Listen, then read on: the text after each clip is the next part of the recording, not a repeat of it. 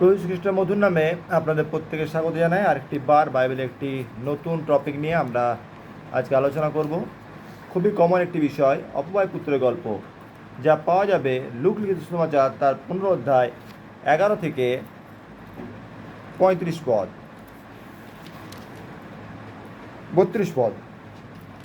আর গল্পটা আমরা খুবই কমন গল্প, আমরা সবাই জানি যে খ্রিস্ট যিশু তিনি যখন দৃষ্টান্ত দ্বারা কোনো কিছু বলছেন বা প্রচার করছেন, তখন বেশিরভাগ সময় আমাদের বুঝতে হবে যে এটা কিন্তু তিনি স্বর্গরাজ্যের বিচার সম্পর্কে একটি ধারণা আমাদের তুলে ধরার চেষ্টা করছেন।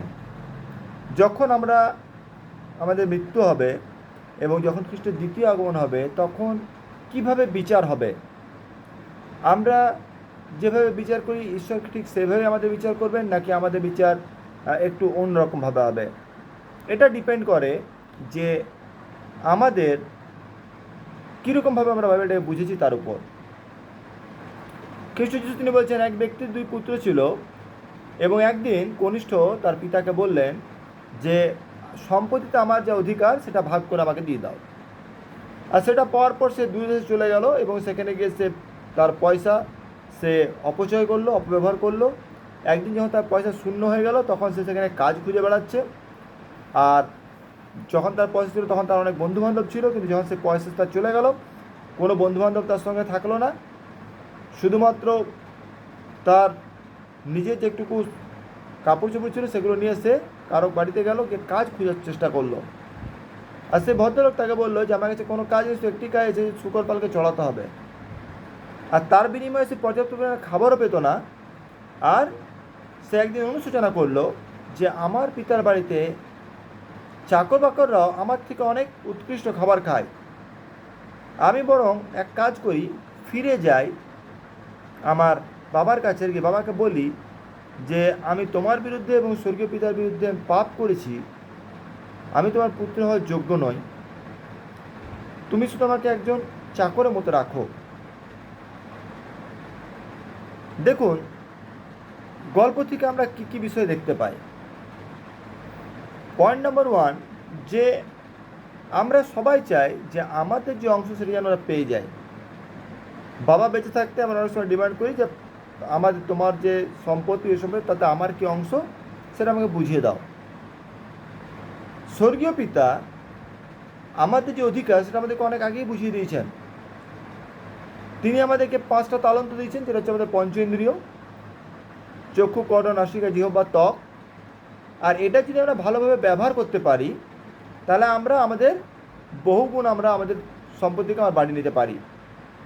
আমাদের আত্মিক সম্পত্তিকে, জাগতিক সম্পত্তিকেও বাড়াতে পারি, তার সঙ্গে আত্মিক সম্পত্তিকেও বাড়াতে পারি, যদি আমরা এটা সঠিক ইউটিলাইজ করতে জানি তো।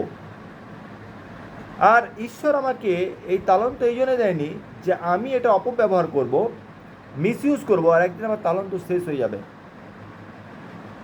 অনেক ছেলে মেয়ে আছে যারা খুব ভালো গান গাইতে পারে, তারা মণ্ডলীতে যায় না, গান গায় না, মণ্ডলীর ধারে কাছে তারা যায় না, তারা চার্চে কোনো কোয়ারে তারা পার্টিসিপেট করে না, ইভেন কোনো প্রোগ্রামে তাকে গান গাইতে শোনা যায় না। আর বর্তমান মণ্ডলীতে এমনও দেখা যায় যে অনেক ভালো ভালো ছেলে মেয়ে যারা খুব ভালো ট্যালেন্ট, যারা হয়তো খুব ভালো গান গাইতে পারে, যারা খুব ভালো প্রভুর বাক্য শাস্ত্র পাঠ চার্চে দাঁড়িয়ে করতে পারে, যারা খুব ভালো ড্রামা করতে পারে, যারা মণ্ডলীকে নেতৃত্ব দেওয়ার ক্ষমতা রাখে, তাদেরকে মণ্ডলী ব্যবহার করে না। কিছু কিছু জায়গায় ইগো প্রবলেম হয়ে যায়। যদি আপনি পাদ্রীর রিয়েসম্যান না হন, আপনি যদি পাদ্রীর কথা শুনে না চলেন, আপনি যদি পাদ্রীকে প্রশ্ন করেন যেটা আপনার করা উচিত ছিল না, তাহলে আপনার মতো খারাপ সদস্য মণ্ডলীতে কেউ নেই। আপনি যতই ট্যালেন্টেড হন, আপনাকে পাদ্রী ব্যবহার করবে না, আর আপনাকে একটা ব্যান্ড করে দেওয়ার চেষ্টা সবসময় মণ্ডলী করবে। কিন্তু একটা বিষয় মনে রাখবেন, ঈশ্বর যদি আপনাকে তালন্ত দিয়েছে তা আপনাকে কেউ আটকাতে পারবে না। বহু মানুষ আমাকে চেষ্টা করেছিল যে আমি যেন পুলপিট না পাই, আমি যেন চার্চে দাঁড়িয়ে বাক্য পাঠ না করি। আমার জীবনে অনেক ঝড়ঝাপটা এসছে, কিন্তু আমি সব কিছু উপেক্ষা করে শুধুমাত্র ঈশ্বরের কাজ করে গেছি। আমার জীবনে রেগুলার বাইবেল পাঠ আগেও ছিল, এখনও আছে, রেগুলার প্রার্থনা আগেও ছিল, এখনও আছে। আর তার জন্য ঈশ্বরের আশীর্বাদ আমার জীবনে আছে। কোনোদিন এত বড় লকডাউনেও আমি কিন্তু অভুক্ত থাকিনি, ঈশ্বর আমাকে 3 বেলা খাইয়েছেন, পড়িয়েছেন। এই যে অপয় পুত্র নিজের দেওয়ার তার বাবা তার থেকে সম্পত্তি সে মিস ইউজ করেছিল। আজকে অনেকেই আপনারা হয়তো অবহেলিত হচ্ছেন, চার্চ আপনাকে ব্যবহার করছে না, কোনো অসুবিধা নেই। আজকে আমাদের কাছে টেকনোলজি আছে, আপনি মোবাইলে নিজের সুন্দর সুন্দর যিশুর গান রেকর্ড করে ছাড়তে পারেন। আপনার তালন্তকে আপনি ইউটিলাইজ করুন, যেন ঈশ্বরের দেওয়া তালন্ত মানুষ যেন আপনাকে জানতে পারে যে ঈশ্বর আপনার তালন্ত দিয়েছে। আমি দেখি কত কত ছেলে মেয়ে যারা রোজ শুধু একটা করে বাইবেলের বাক্য পড়ছে, যে আজকে শাস্ত্র পাঠে, আর তারা ফেসবুকে ছাড়ছে, ইউটিউবে ছাড়ছে। আমার খুব ভালো লাগে যে তারা ঈশ্বরের দেওয়া তালন্তকে তারা ইউটিলাইজ করছে। এবং অনেক ছেলেমেয়েকে এটাও দেখি, তারা বাইবেল বা প্রার্থনা গান এসব না করে তারা ফালতু টিকটক ভিডিও বানাচ্ছে, যেটার কোনো মূল্য নেই, যেটা একদিন শেষ হয়ে যাবে। আজকে হয়তো আপনি বানাচ্ছেন, আপনার অনেক ফ্যান ফলোয়ার্স। এই অপয় পুত্রেরও ছিল, যখন অপয় পুত্রের কাছে পয়সা ছিল, তার কাছে প্রচুর বন্ধু ছিল। যতদিন আপনার যৌবন, ততদিন আপনার প্রচুর ফ্যান ফলোয়ার্স। 10 বছর পরে কিন্তু আপনি এই জায়গাটা ধরে রাখতে পারবেন না, আপনার ফ্যান ফলোয়িং কমে যাবে, অন্য কেউ সুন্দরী আপনার জায়গাটা নিয়ে নেবে। তাই যেটা আপনার অনন্তকাল চলবে সেই জায়গায় আপনি ফোকাস করুন, ঈশ্বরের দেওয়ার তালন্তটাকে সঠিক ব্যবহার করুন, যেন সেটা 100 গুণ বেড়ে যায়, 1000 গুণ বেড়ে যায়। মানুষ যেন আপনাকে চিনতে পারে যে আপনি ঈশ্বরের একজন প্রকৃত দাস বা দাসী। এই অভয় পুত্রের জীবনে আমরা সবসময় একটা জিনিস দেখি, যে সে তার বাবার সম্পত্তিকে সে মিসইউজ করেছিল, উড়িয়ে দিয়েছিল। কিন্তু এটা সবথেকে বড় টার্নিং পয়েন্ট তার জীবনে, সে রিয়েলাইজ করতে পেরেছিল যে আমি ভুল করেছি। যতক্ষণ না আপনি এটা বুঝতে পারবেন যে আমি ভুল করছি, ততক্ষণ আপনার জীবনে কখনো ঈশ্বরের ব্লেসিং আসতে পারে না। একটা সময় ছিল যখন আমিও মন্ডল থেকে অনেক রিটায়ার ছিলাম, কিন্তু কোনো একটা সময় আমার মনে হলো যে না, ঈশ্বর আমাকে অনেক তালন্ত দিয়েছে, আমি মন্ডলীতে না গিয়ে আমার এই ট্যালেন্টকে আমি নষ্ট করছি। আমি দ্বিতীয়বার যখন চার্চে ফিরে যাই, তখনকার যিনি পাস্টার ছিলেন, পালক ছিলেন, তিনি আমাকে অ্যাকসেপ্ট করলেন। যে একটি ছেলে যে দীর্ঘদিন মন্ডলে ছিলেন, প্রায় 2 বছরের মন্ডলে যাতায়াত করতাম না, তিনি আমাকে অ্যাকসেপ্ট করলেন। আর সেই অ্যাকসেপ্টেশনটা কীরকম ছিল, যেটা এই অক্ষয় পুত্রের গল্পটা আমরা দেখতে পাই। পিতা কখনো পুত্রকে খুঁজতে যায় না, কিন্তু তিনি অধীর আগ্রহে অপেক্ষা করেন যে কখন তার পুত্র তার কাছে ফিরে আসবে। কিছু বছর আগে যখন 2012 সালে আমার বাবার অ্যাক্সিডেন্টে কোমর ভেঙে যায়, আর তখন আমি গাড়ি লাইনে কাজ করতাম। যখন আমি রাতে বাড়ি ঢুকতাম, কোনোদিন 1:30টায়, কোনোদিন 12টায়, দেখতাম বাবা জেগে আছে আর জিজ্ঞেস করতো, বাড়ি ফিরলি? আমি বললাম হ্যাঁ ফিরলাম। অর্থাৎ বাবা আগ্রহ করছে, অপেক্ষা করছে, আগ্রহের সাথে অপেক্ষা করছে কখন আমার সন্তান বাড়ি ফিরবে। প্রত্যেক মা বাবারই একটা চিন্তা থাকে যখন তার সন্তান সন্ততি বাড়ির বাইরে থাকে। আমাদের আত্মিক পিতা তিনি অপেক্ষায় থাকেন যে আমার সন্তান কোনোদিন আমার গৃহে আসবে। আমাদের আত্মিক গৃহ বলতে আমাদের চার্চ, আমাদের টুগেদার ফেলোশিপ। হতে পারে আপনার সঙ্গে পাস্টরের প্রবলেম থাকতে পারে, আপনার সঙ্গে চার্চ কমিটির প্রবলেম থাকতে পারে, আপনার সঙ্গে পাড়ার মানুষের প্রবলেম থাকতে পারে, কিন্তু ঈশ্বরের সঙ্গে আপনার প্রবলেম নেই। একজন পিতা তার সমস্ত সন্তানকে ইকুয়ালি দেখেন, এটাই পিতার কোয়ালিটি। হ্যাঁ, সন্তানদের ভালোবাসার ক্ষেত্রে হয়তো একটু 19-20 হতে পারে, কিন্তু তার মানে এই নয় যে আপনাকে পিতা অবহেলা করে। পিতার কাছে আমাদের যেমন 2টি হাতেরই প্রয়োজন আছে, হয়তো আমরা ডান হাতকে বেশি ইউটিলাইজ করি, বাঁ হাতকে কম করি। ঠিক একইভাবে আমাদের পিতা প্রত্যেক সন্তানকেই তিনি তার প্রয়োজন, হয়তো কাউকে তিনি বেশি ব্যবহার করেন, কাউকে তিনি কম ব্যবহার করেন। তার মানে এই নয় যে আমি মন্ডলীতে যাচ্ছি, আমি মাসে একবার বাইবেল পাঠের সুযোগ পাচ্ছি আর কেউ 3 সপ্তাহ পাচ্ছে, তো সেটা ঈশ্বর তাকে ব্যবহার করছেন, তার জন্য আপনার দুঃখ করার কোনো কারণ নেই। কিন্তু আপনি আপনার গুণকে মাটিতে পুঁতে রাখবেন না। এই অপবায় পুত্রের মতো আপনার নিজের গুণকে আপনি শেষ করে দেবেন না বিপদগামী হয়ে। অন্য দেশে গিয়ে সে মদ্যপানে, জুয়া খেলে, সে বেশ্যাগমন করে তার বাবার পয়সাকে সে নষ্ট করে দিল। আজকে আমরা অনেকেই আছি যারা আমাদের সুন্দর গান গাওয়ার ক্ষমতা আছে, সুন্দর মণ্ডলীকে নেতৃত্ব দেওয়ার ক্ষমতা আছে, কিন্তু রবিবার দিন আমরা সকালে উঠে চার্চে যাই না। আমরা সেই দিনটা বন্ধুবান্ধবের সঙ্গে পার্টি করি, কিটি পার্টি করি, আমাদের ঈশ্বরের দেওয়া যে সুন্দর শরীর সেটাকে নষ্ট করে দিই, যে পবিত্র মন্ত্রী আমাদের দিয়েছেন সেটাকে আমরা নষ্ট করে দিই। অনেকে বলে পাদ্রী কোনোদিন আমার ঘরে আসেনি। অপবায় পুত্রের গল্পতে আমরা কি দেখি, পিতা সন্তানকে খোঁজ করতে যায়নি, কিন্তু পিতা অপেক্ষায় ছিলেন যে সেই সন্তান ফিরে এলেন, তিনি দেখেননি যে তিনি কত তার ক্ষতি করেছেন। তিনি তার সর্বস্ব উড়িয়ে দিয়েছেন, তিনি আমার সন্তান ফিরে এসেছে, তিনি দৌড়ে গিয়ে তাকে আলিঙ্গন করেছেন এবং তাকে ঘরে নিয়ে এসে তাকে সুন্দর বস্ত্র দিয়েছেন, তাকে হাতে আংটি দিয়েছেন এবং আয়োজন করেছেন। যখন আমি মন্ডলীতে ফিরে আসি 2012 সালে, বাবার কোমর ভাঙার পরে আমার জীবনের টার্নিং পয়েন্ট আসে। আর আমি একদিন যখন বাইবেল খুলি আর আমি পড়ি জিএসকেল ভাবাদী পুস্তক, সেখানে দেখছি যে শুষ্ক হাড়কে ঈশ্বর জুড়ে দিয়ে আর তিনি একজন ইসরায়েলের জন্য একটা সৈন্য তৈরি করছেন। আর তখন আমার মনে হলো আমি তো এখনও জীবিত আছি, তাহলে ঈশ্বর আমাকে আরও কত ভালো ব্যবহার করতে পারেন। আর এই টার্নিং পয়েন্টে আমার জীবনের টার্নিং পয়েন্ট হয়ে গেল। আর আমি আবার চার্চে যাওয়া শুরু করলাম। যখন আমি চার্চে গেলাম তখন সবথেকে প্রথমে মণ্ডলীতে যেটা হলো সেটা আমাকে একটা প্রার্থনা দেওয়া হলো। যখন আমি প্রার্থনা করলাম তখন মানুষ বলল যে না, তোমার যে পুরনো যে তোমার একটা ধার ছিল প্রার্থনা, সেটা এখনও আছে, ডেপথ এখনও আছে। তারপরে আমি কী পেলাম, আমি মণ্ডলীতে একটি কমিটি মেম্বার হলাম, লে অ্যাক্টিভিটিসের আমি চেয়ারম্যান হলাম, যেটা ছিল আমার হাতের আঙুঠির সমান, একটা সম্মানের প্রতীক। হাতে আংটি মানে একটা সম্মানের প্রতীক, মণ্ডলী আমাকে সম্মান দিয়েছিল। তারপরে আমি ধীরে ধীরে ধীরে ধীরে ধীরে ধীরে আমি যখন নিজেকে ডেভেলপ করি, বিভিন্ন চার্চ যখন আমাকে জানতে পারে, আমি বিভিন্ন জায়গায় সুসমাচার প্রচার করতে যাই। এবং একদিন এক পাস্টার আমাকে বললেন, যখন তুমি এই লাইনে আছো তখন তুমি কেন পাস্টার হচ্ছ না? মানে আমাকে আমার ডায়াসিস দুবার ইন্টারভিউ নিয়েছে, পাস্টারি করতে পাঠাবে, কিন্তু তারা পাঠায়নি। বলছে না, তুমি চলো, আমি তোমাকে নিয়ে যাচ্ছি। তিনি আমাকে নিয়ে গেলেন হলিফেথ ডায়াসিসে। আর সেখান থেকে আমি অর্ডিন নিই। পরে আমি আমার হায়ার কোয়ালিফিকেশান আমি চেন্নাই IICM কলেজ থেকে আমি বিডি কমপ্লিট করি। করার পরেও আমি বিভিন্ন মন্ডলীতে অ্যাপ্লাই করি যে আমার যদি কোনো পাস্টারের যদি কোনো ভ্যাকেন্সি খালি থাকে আমি করতে চাই কোনো মেনলাইন চার্চে, কিন্তু আমি সুযোগ পাইনি। 2020 ঈশ্বর আমাকে প্ল্যাটফর্ম দিলেন ফেসবুক। আমি আজ প্রায় 3 বছরের 2 বছর ক্রস করে আমার 2.5 বছর চলছে যখন আমি ফেসবুকে লাইভ করছিলাম। আমার ফোনে কিছু প্রবলেম হওয়ার জন্য আমি আর লাইভ করতে পারছি না, আমি এখন ইউটিউবে প্রচার করি। ঈশ্বর যখন আপনি অনুতাপ করবেন যে আমি ভুল করেছি, এবং যখন আপনি অশ্রু জলের সঙ্গে যখন ক্রন্দন করে আপনি আপনার পিতার কাছে ফিরে আসবেন, আপনি যা হারিয়েছেন ঈশ্বর তার থেকে বহুগুণ বেশি আপনাকে ফিরিয়ে দেবে। আর এটা আমি নয়, এটা পবিত্র শাস্ত্র বলছে।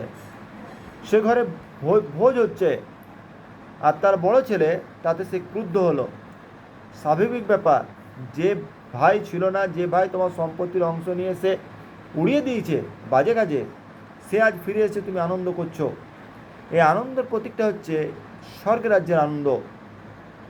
যখন আমরা আমাদের ভুল জীবন ছেড়ে, নেশাগ্রস্ত জীবন ছেড়ে, আমাদের উচ্ছৃঙ্খল জীবন ছেড়ে, আমাদের উন্মাদ জীবন ছেড়ে যখন আমরা প্রকৃত রূপে ঈশ্বরের প্রেমকে আমরা নিজেদের হৃদয়ে উপলব্ধি করি, আর যখন আমরা পিতার কাছে ফিরে আসি, তখন তিনি আমাদের হারিয়ে যে আমরা ছি তার থেকে বহু গুণ বেশি তিনি আমাদেরকে ফিরিয়ে দেন। আজকে অনেক মানুষ আছে যাদের পিতার ঘরে ভালো খাবার আছে, কিন্তু তারা গিয়ে সুরের ছুটি খাচ্ছে। সুরের ছুটি কি? তারা ড্রিঙ্ক করছে, তারা স্মোকিং করছে, তারা ড্রাগস অ্যাডিক্ট হয়ে গেছে। এগুলো সুরের ছুটি খাওয়া ছাড়া আর কিছুই নাই। এটা আপনার শরীরে কোনো ভালো যে খাদ্যের উপাদান, যে 6টি উপাদান খাদ্যে থাকে, carbohydrate, protein, fat, vitamin, minerals, কিচ্ছু সেগুলোর মধ্যে নাই, যেগুলো আমাদেরকে শরীরকে বৃদ্ধি করতে সাহায্য করে, শরীরে রোগ প্রতিরোধ ক্ষমতা বাড়ায়, শরীরে এনার্জি দেয় কাজ করার, কিছুই তার মধ্যে থাকে না। তবুও আমরা তাতে আসক্ত হয়ে গেছি। তাহলে এটা আমাদের সুরের ছুটি ছাড়া আমাদের কাছে কী আছে? যখন আমরা এগুলো ত্যাগ করে আমরা ভালো খাবার খাবার চিন্তা করব, তখন যখন ঈশ্বরের কাছে ফিরে আসবো, ঈশ্বর আমাদের জীবনকে আনন্দে ভরে দেবেন। তাই এটা চিন্তা করবেন না যে আমাকে কেউ খুঁজতে এলো কি না, আমি এত বাজে পাপ করেছি। শয়তান এগুলো আমাদের মাঝে মাঝে মাঝে মাথায় আমাদের দিয়ে দেয় যে তুমি এত পাপী যে তুমি ঈশ্বরের রাজ্যে প্রবেশ করার তুমি যোগ্য নও, তুমি ঈশ্বরের নাম উচ্চারণ করার যোগ্য নও, তুমি বাইবেল পড়ার যোগ্য নও, তুমি প্রার্থনা করার যোগ্য নও। এগুলো শয়তান আমাদের মাথার মধ্যে পরিচালিত করে।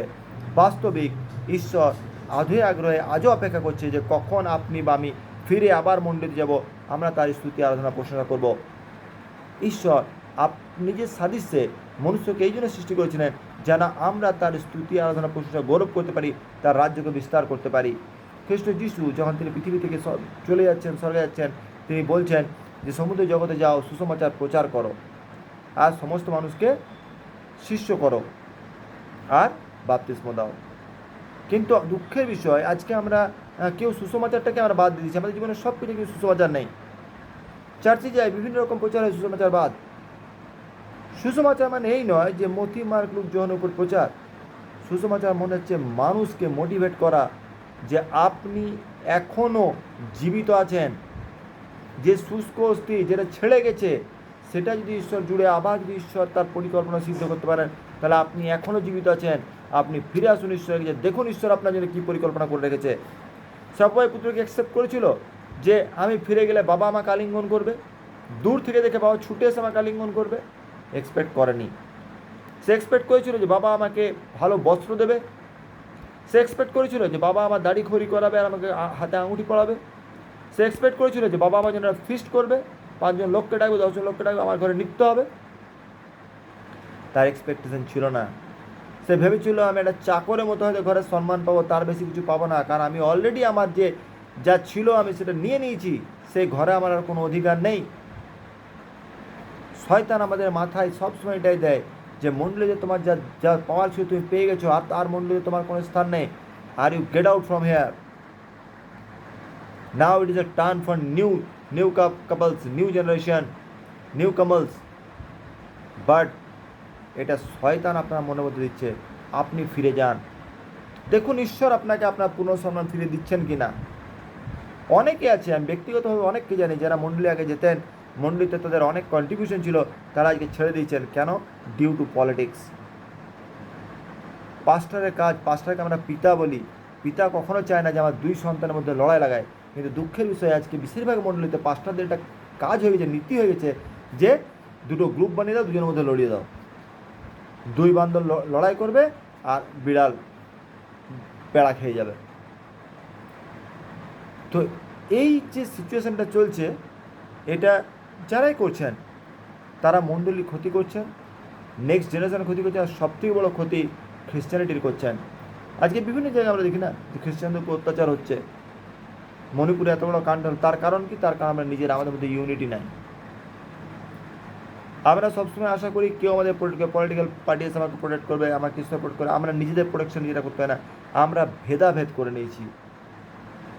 এই মানুষটি চার্চে যদি যায় আমি যাব না, এই পাদ্রী যদি চার্চে থাকে আমি করব না, এই পাদ্রী আমাকে ইনসাল্ট করছে আমি চার্চে ছেড়ে দেবো। আপনাকে ঈশ্বর কি জন্য ডেকেছে আপনি সেটা দেখুন। পাদ্রী শয়তান দ্বারা পরিচালিত হচ্ছে, আপনি তার কথা কেন শুনবেন? আপনি নিজে যান, 1 দিন 2 দিন 3 দিন 4 দিন 5 দিন 6 দিন, একটা সময় দেখবেন সে পাদ্রীর মুখ ঈশ্বর বন্ধ করে দেবে। ঠিক যেভাবে সিংহর মুখ ঈশ্বর বন্ধ করে দিয়েছিলেন, আমাদের ঈশ্বর জীবিত ঈশ্বর। তিনি এই সব আজে বাজে পাদ্রী, যারা ব্যভিচারী, যারা অর্থলোভী, যারা ঈশ্বরের প্রচার করতে আসেনি মণ্ডলীতে, এসছে শুধুমাত্র নিজের ভোগ বিলাসের জন্য, তাদেরকে এইভাবে ঈশ্বর একদিন তাদের মুখ বন্ধ করে দেবেন।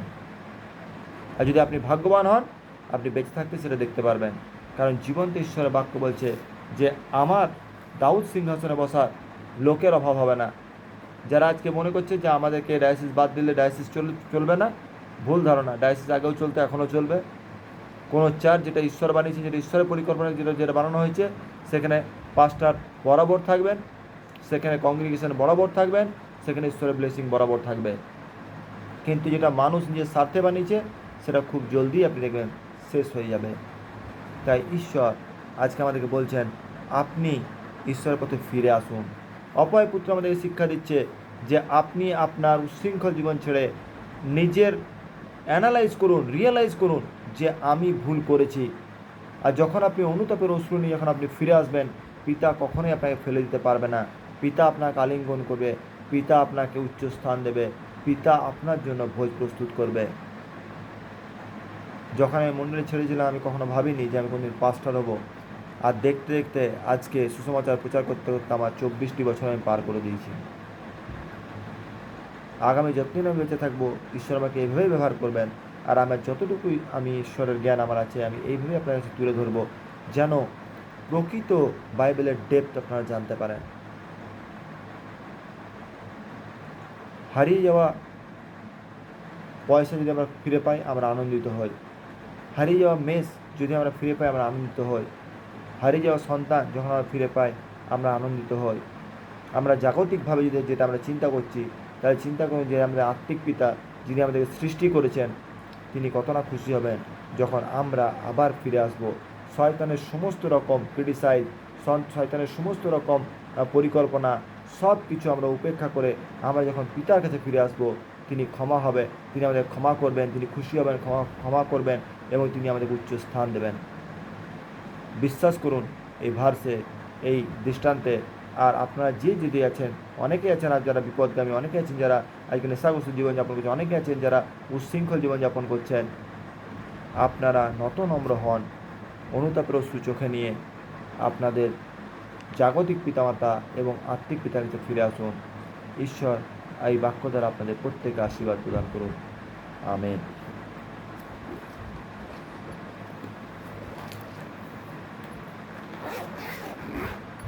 আসুন এই সময় ছোট্ট প্রার্থনা করি। পবিত্র পবিত্র পবিত্র স্বর্গবাসী পিতা ঈশ্বর, তোমার মহান ধন্যবাদ দিই পিতা, যে তোমার আশীর্বাদ অনুগ্রহ দয়া তুমি একটি সপ্তাহ আমাদের ভালোভাবে সুরক্ষায় রেখেছিল পিতা।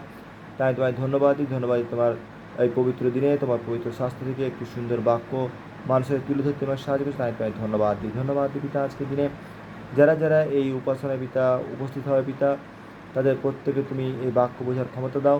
এবং যদি কেউ পিতা মন্দ আত্মা দ্বারা পরিচালিত হচ্ছে, উচ্ছৃঙ্খল জীবনযাপন করছে, নেশাগ্রস্ত জীবনযাপন করছে পিতা, তাকে তুমি সেগুলো থেকে মুক্ত হয়ে তোমাকে ফিরে আসতে সাহায্য করো। তোমার প্রতিটি মণ্ডলীতে পিতা তোমার জয় জয় ধ্বনি হোক, তোমার উচ্চ ধ্বনি হোক, তোমার পবিত্র নাম আরও উচ্চকিত গৌরবিত হোক। তাই তোমায় ধন্যবাদ দিই পিতা। যদি কেউ কোনো বিশেষ ধন্যবাদ সঙ্গে তোমার চন্দ্র উপস্থিত পিতা, তারাও তুমি সারা দিও। তাই তোমায় ধন্যবাদ দিই। সমস্ত গৌরব মহিমা প্রশংসা তোমাকে দিই। উদ্ধারকর্তা পরিশিষ্ট তোমার নামে চাই, দয়া করে সমস্ত রাজ্য করো। আমেন। হে আমার সংস্কৃত, তোমার নাম পবিত্র বলে মান্য হোক, তোমার রাজ্য আসুক, তোমার স্বয়ং খুশি হোক। আমাদের প্রতি আমার দাও, আমি আপনি ক্ষমা ব্যবস্থা ক্ষমা করো, আমাদের পরীক্ষা মধ্যে করো, কারণ রাজ্য পরাক্রম মহিমা যুগে যুগে তোমারই হোক। আমেন। জয় ঈশ্বর।